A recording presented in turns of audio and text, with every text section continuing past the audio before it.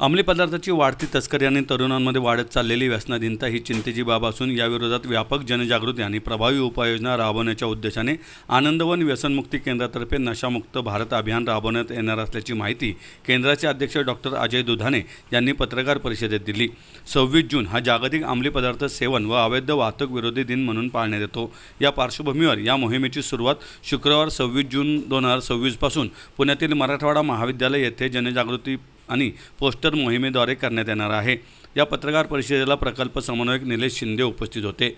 या अभियानांतर्गत अंमली पदार्थ विक्रेते आणि तस्करांविरुद्ध कठोर कारवाई, शाळा, महाविद्यालय आणि IT कंपन्यांमध्ये नियमित जनजागृती सत्रे, पालकांसाठी समुपदेशन कार्यशाळा, सरकारी व्यसनमुक्ती केंद्राचा विस्तार, प्रत्येक शहर व तालुक्यात परवडणाऱ्या आणि गोपनीय उपचार सुविधांची उपलब्धता तसेच स्थानिक स्तरावर अंमली पदार्थ मुक्त क्षेत्र समित्यांची स्थापना करण्याची मागणी करण्यात येणार असल्याचं डॉक्टर दुधाणे यांनी सांगितले।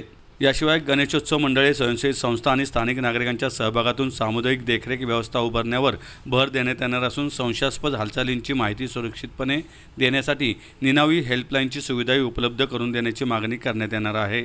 सर्वपक्षीय लोकप्रतिनिधींनी या प्रश्नाकडे अराजकीय दृष्टिकोनातून पाहून जिल्हा स्तरावर संयुक्त कृती दल स्थापन करावे असे आवाहनही करण्यात आले।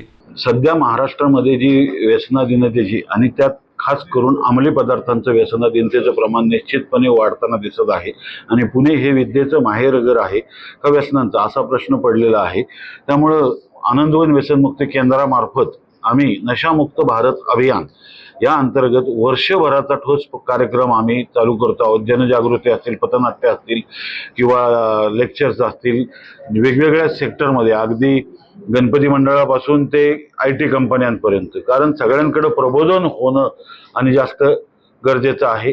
आमचा जो मुख्य विषय आहे तो आहे तस्करी। ही जी तस्करी, अंमली पदार्थांची तस्करी गेल्या आपण पाहिलं असेल वर्षभरात 6 महिन्यात किंवा 3 महिन्याचा जरी आढावा घेतला तरी आपल्याला असं चित्र दिसून सारखी कारवाई होते, पण त्या कारवाई होण्यासारखं पुण्यामध्ये घडतंय काय नक्की?